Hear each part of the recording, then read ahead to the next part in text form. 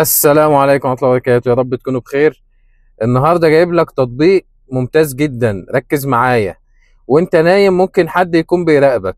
طيب، في ميزة مخفية عندك في الاعدادات اسمها داشبورد برايفسي، او لوحة التحكم تبع الداشبورد الخاصة بيك وبالتطبيقات بتاعتك، وتقدر تشوف مين اللي كان بيكتشفك وانت حتى نايم. يعني انت الصبح تفتح، او دلوقتي ادخل على الاعدادات، اكتب كده برايفسي داشبورد.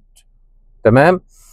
هيظهر عندك لوحة تحكم كده، وتشوف كل التطبيقات اللي عندك اللي واخدة صلاحية المايك والكاميرا، وممكن يكون اصلا ملهاش علاقة بالمايك والكاميرا. زي الكشاف مثلا، هتلاقي في تطبيق مثلا زي الكشاف انت منزله، او اي تطبيق ملوش علاقة اصلا بالمايك والكاميرا، وتلاقيه واخد صلاحية المايك والكاميرا. فده تحذفه فورا وما تسمحلوش ان هو يستخدم الخصوصية دي او الصلاحية دي. ليه؟ لان هو كده بيراقبك وبيبيع البيانات بتاعتك لشركات تانية، ودايما اي حاجة انت بتتكلم فيها تلاقيها اعلان قدامك. فحافظ على خصوصيتك، وادخل دلوقتي على داش بورد برايفسي من الاعدادات، وشوف كل التطبيقات، وشوف مين بيراقبك، وامسح كل ده وما تسمح لهمش. اعمل دونت الاو. تمام. ولو استفدت من المعلومة دي، شير في الخير، وتدل على الخير كفاعله.